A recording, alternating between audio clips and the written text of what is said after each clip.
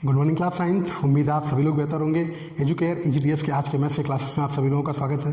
अब तक हम लोगों ने 2 चैप्टर को कंप्लीट कर लिया है, chapter first and chapter second. आज का जो आपका चैप्टर है कोऑर्डिनेट ज्योमेट्री। तो आइए स्टार्ट करते हैं आज का चैप्टर कोऑर्डिनेट ज्योमेट्री। ये कोऑर्डिनेट ज्योमेट्री थोड़ा सा आपके लिए नया होगा, बट नाम से नया होगा, आपने इसके बारे में आगे काफ़ी कुछ पढ़ा है। तो आइए स्टार्ट करते हैं कोऑर्डिनेट ज्योमेट्री ये होता क्या है। सबसे पहले बात करते हैं कोऑर्डिनेट की। कोऑर्डिनेट का मतलब क्या होता है?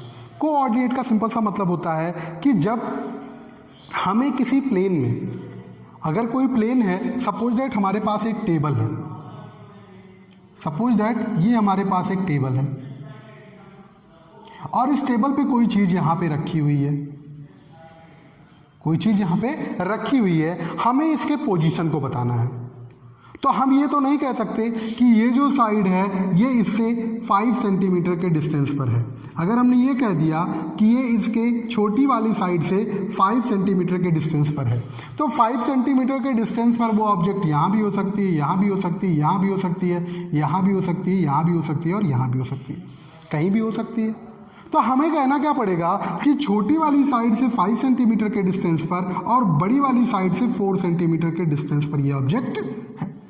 ठीक है, तो जब हमें इस चीज के, इस ऑब्जेक्ट के पोजीशन के बारे में बताना है तो हमें 2 पॉइंट्स की जरूरत पड़ती है। इन 2 पॉइंट्स के ऑर्डर के अकॉर्डिंग अगर हम बात करें तो इसको हम राइट कर सकते हैं कि बड़ी वाली साइड से 4 सेंटीमीटर के डिस्टेंस पर और छोटी वाली साइड से 5 सेंटीमीटर के डिस्टेंस पर, या छोटी वाली साइड से 5 सेंटीमीटर के डिस्टेंस पर और बड़ी वाली साइड से 4 सेंटीमीटर के डिस्टेंस पर ये ऑब्जेक्ट है। तो इस ऑब्जेक्ट को शो करने वाले ये जो पॉइंट्स होते हैं यही क्या कहलाते हैं? कोऑर्डिनेट्स कहलाते हैं।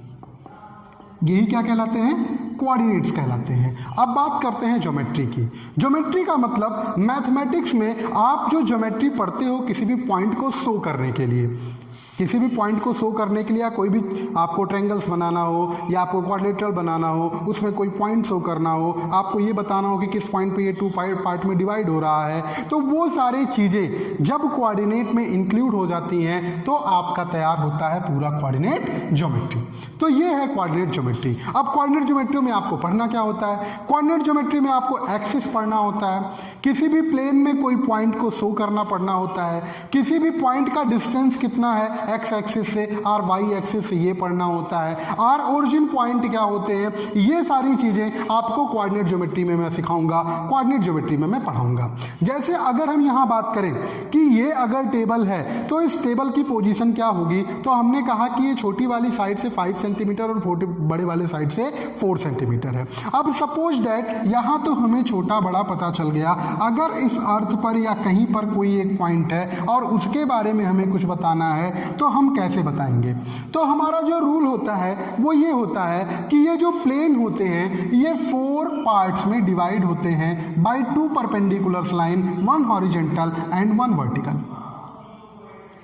तो इस पूरे प्लेन को हम 4 पार्ट में डिवाइड कर लेते हैं with 2 perpendicular line, 1 horizontal and 1 vertical. हम इस लाइन को कहते हैं एक्स एक्सिस। क्या कहते हैं? X axis. और इस लाइन को कहते हैं वाई एक्सिस। क्या कहते हैं? Y axis. और जिस पॉइंट पर ये दोनों लाइनें एक दूसरे को इंटरसेक्ट करती हैं ये पॉइंट हमारा कहलाता है ओरिजिन पॉइंट। ये पॉइंट कहलाता है ओरिजिन पॉइंट। अब इसमें हम इक्वल डिस्टेंस पर पॉइंट्स ले लेते हैं। सपोज दैट ये 1 है, ये 2 है, ये 3 है, ये 4 है, ये 5 है। तो इधर आएंगे तो इधर डिस्टेंस पर ये 1 होगा, ये 2 होगा, ये 3 होगा, ये 4 होगा और ये 5 होगा। फिर ऊपर की तरफ जाए तो ये 1 हो जाएगा, ये 2 हो जाएगा, ये 3 हो जाएगा, ये 4 हो जाएगा और ये 5 हो जाएगा। नीचे की तरफ आए तो ये 1 हो जाएगा, ये 2 हो जाएगा, ये 3 हो जाएगा, ये 4 हो जाएगा, ये 5 हो जाएगा। अब थोड़ी सी चीज़ों को आपको दिमाग में रखना होगा। जब आप पढ़ते थे तो ये चीज़ें बताई जाती थी कि अगर कोई चीज़ राइट हैंड साइड में जा रही है तो वो पॉजिटिव और लेफ्ट हैंड साइड में आ रही है तो निगेटिव। मतलब नंबर लाइन को ध्यान रखें। अगर यहाँ पर पॉइंट 0 हो जाए तो इसके इधर के जो नंबर होते थे वो क्या होते थे? पॉजिटिव होते थे। इधर के नंबर पॉजिटिव होते थे और इधर के नंबर क्या होते थे, निगेटिव होते थे, इधर के नंबर निगेटिव। ठीक इसी तरीके से जो ऊपर जाने वाले नंबर्स होते थे वे क्या होते थे, पॉजिटिव होते थे, इंटीजर्स में आपने पढ़ा था, और नीचे आने वाले जो नंबर्स होते थे ये निगेटिव होते थे। इस तरीके से अगर देखें तो ये पॉजिटिव नंबर्स होते थे और ये निगेटिव होते थे, ऊपर पॉजिटिव और नीचे के नंबर्स क्या होते थे, निगेटिव होते थे। अब जब हम इसमें किसी भी पॉइंट को या किसी भी कोऑर्डिनेट को शो करते हैं तो इन चारों एक्सिस के एक सिंबल होते हैं।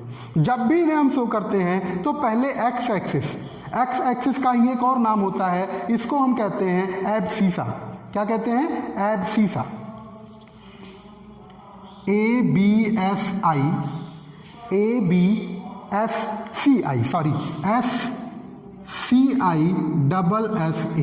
एब्सीसा भी इसको कहते हैं। और जो हमारी वाई एक्सिस होती है इसको हम ऑर्डिनेट भी कहते हैं, ऑर्डिनेट भी कहते हैं। अब चूंकि मैंने आपको पहले ही बताया है कि किसी भी पॉइंट को प्लेन में शो करने के लिए हमें 2 पॉइंट्स की ज़रूरत होती है, 2 रियल नंबर्स की ज़रूरत होती है। तो जब भी हम बात करते हैं इन पॉइंट को शो करने के लिए तो जो कोऑर्डिनेट लिखने का तरीका होता है उसमें सबसे पहले हम लिखते हैं एब्सीसा को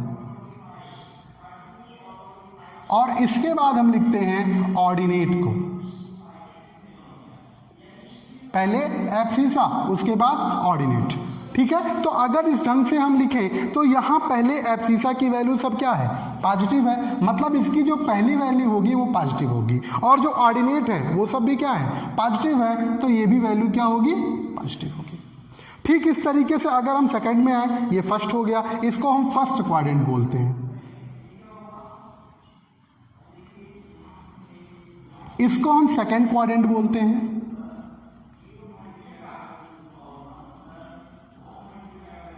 इसको हम थर्ड क्वाड्रेंट बोलते हैं,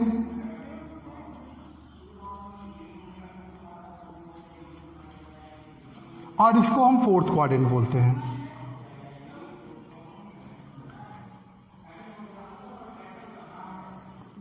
ठीक है, तो फर्स्ट क्वाड्रेंट के जो दोनों कोऑर्डिनेट्स होते हैं वो दोनों क्या होते हैं, पॉजिटिव होते हैं। इधर अगर आए तो ये देखिए आप, एक्स एक्सिस निगेटिव और वाई एक्सिस पॉजिटिव, मतलब जो एब्सीसा की वैल्यू है वो पॉजिटिव है और जो ऑर्डिनेट की वैल्यू वो निगेटिव, मतलब इसका जो साइन बनता है वो बनता है minus and plus, negative and positive. मतलब इसका जो फर्स्ट एब्सीसा होगा वो निगेटिव होगा और जो ऑर्डिनेट होगा वो पॉजिटिव होगा। यहाँ देखें तो यहाँ आपका एब्सीसा भी निगेटिव है, ऑर्डिनेट भी निगेटिव है, मतलब इसके बोथ कोऑर्डिनेट्स क्या होते हैं, निगेटिव होते हैं। यहाँ अगर देखें तो इसका जो एब्सीसा है वो पॉजिटिव है और ऑर्डिनेट जो है वो क्या है, निगेटिव है, मीन्स इसकी वैल्यू होती है प्लस एंड माइनस। तो ये चीज़ आपको याद रखनी पड़ती है कि फर्स्ट क्वाड्रेंट के जो सिंबल्स होते हैं वो पॉजिटिव होते हैं, दोनों पॉजिटिव होंगे। सेकंड कोऑर्डिनेट में first positive and second negative, मतलब एब्सीसा की वैल्यू निगेटिव होगी एंड ऑर्डिनेट की वैल्यू पॉजिटिव होगी। थर्ड कोऑर्डिनेट में both are negative, means abscissa भी निगेटिव होगा, ऑर्डिनेट भी निगेटिव होगा। और अगर फोर्थ एक्सिस की बात करें तो फोर्थ एक्सिस में आपका जो एब्सीसा होगा वो पॉजिटिव होगा और जो ऑर्डिनेट होगा वो निगेटिव होगा। तो इस तरीके से आपका पूरे कोऑर्डिनेट के पॉइंट्स शो किए जाते हैं। सपोज दैट आपको कुछ पॉइंट्स दे दिए जाएं, मैंने कुछ पॉइंट्स आपके सामने रख दिए, 3 4 -3 4 3 and -4 एंड -3 -4, ये 4 पॉइंट मैंने आपके सामने रखे हैं और इन 4 पॉइंट्स को, 4 कोऑर्डिनेट्स को हमें इस प्लेन में शो करना है। तो कैसे शो करेंगे, फर्स्ट आपका 3 4 बोथ वैल्यू पॉजिटिव, देन ये किस क्वाड्रेंट पे आएगा, फर्स्ट क्वाड्रेंट में। अब जो एक्स एक्सिस मतलब जो एब्सीसा की वैल्यू वो कितनी है, 3 है, तो 3 यहाँ पे है, ठीक है, और जो ऑर्डिनेट की वैल्यू है कितनी है, 4 यहाँ पे है। अब हम यहाँ से परपेंडिकुलर लाइन ड्रॉ करेंगे,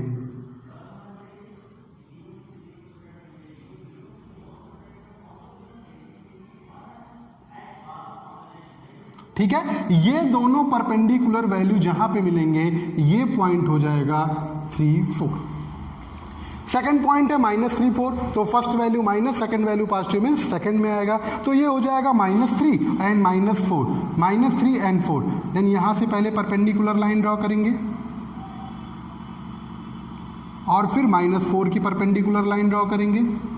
ये दोनों जिस पॉइंट पे मिल रहे हैं ये पॉइंट शो करेगा -3 एंड 4 को। ठीक इस तरीके से -3 एंड -4 की बात करें तो -3 is here and -4 is here. Then जो ये वैल्यू होगी वो -3 एंड -4 की होगी, मतलब -3 एंड -4। ठीक इसी तरीके से यहाँ अगर हम देखें तो ये वैल्यू हो जाएगी 3 और ये वैल्यू हो जाएगी -4। ये वैल्यू एक दूसरे को जहाँ पे मिलेंगे ये वैल्यू आपकी शो करेगी 3 और -4। तो इस तरीके से ये पूरी चीज़ें तैयार होती हैं। अब आप प्रिपेयर हैं अपना एक्सरसाइज करने के लिए, तो चलिए स्टार्ट करते हैं एनसीईआरटी का एक्सरसाइज 3.1।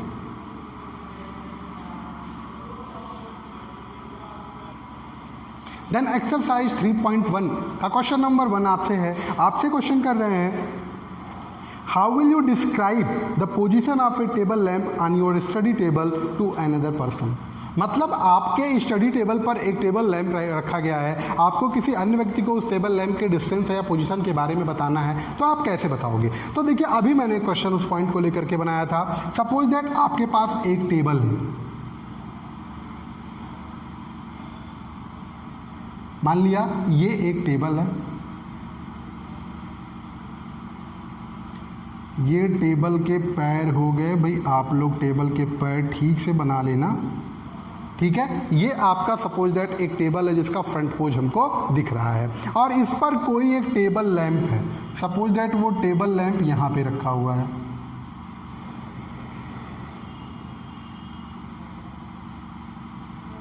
ये हमारा टेबल लैंप है, ठीक है। अब हमें इस टेबल लैंप के पॉइंट को कंसीडर करना है, ये कहाँ पे है। तो हम क्या करते हैं, सबसे पहले इसके परपेंडिकुलर डिस्टेंस को मेजर करते हैं यहाँ से।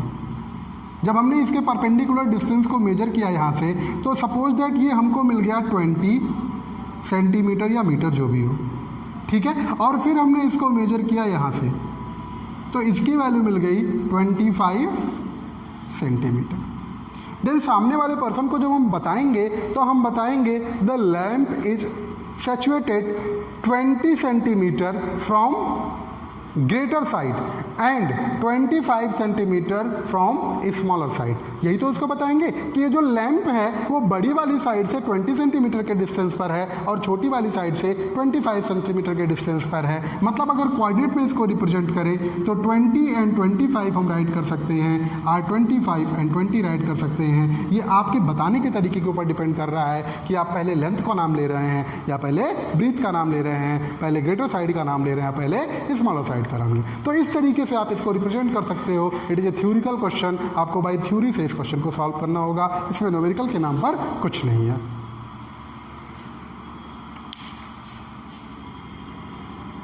नेक्स्ट क्वेश्चन, क्वेश्चन नंबर 2 है कि आपके दो रोड्स हैं वो एक दूसरे को क्रॉस कर रहे हैं और उसके बीच में नॉर्थ वेस्ट और वेस्ट साउथ में कई सारी गलियां बनी हैं जो 2 सेंटीमीटर के 200 मीटर के डिफरेंस पर हैं। आपको इसको शो करना है एज ए फिगर के थ्रू।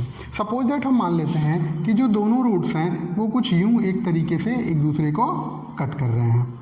एक रोड ये हो गया और ये दूसरा रोड ये हो गया जो एक दूसरे को कट कर रहे हैं। ये कर रहे हैं 200 के मीटर्स पर। बहुत सारी 5 स्ट्रीट्स हैं जो एक दूसरे को कट कर रही हैं। इन्होंने आपको एक स्केल भी दे दिया है कि आपका 200 मीटर 1 सेंटीमीटर के इक्वल है, ठीक है। तो 5 रोड्स कट कर रहे हैं, तो कैसे कट करेंगे।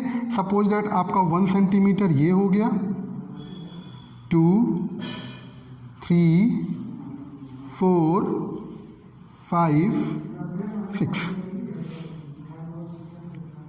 1 2 3 4 5। तो 5 रोड एक दूसरे को कट कर रहे हैं। तो हम कैसे बनाएंगे इसको, परपेंडिकुलर लाइन के थ्रू। जैसे एक परपेंडिकुलर लाइन यहाँ पे आएगी आपकी जो फर्स्ट, फिर सेकंड, हाँ सर, सेकंड पे आएगी,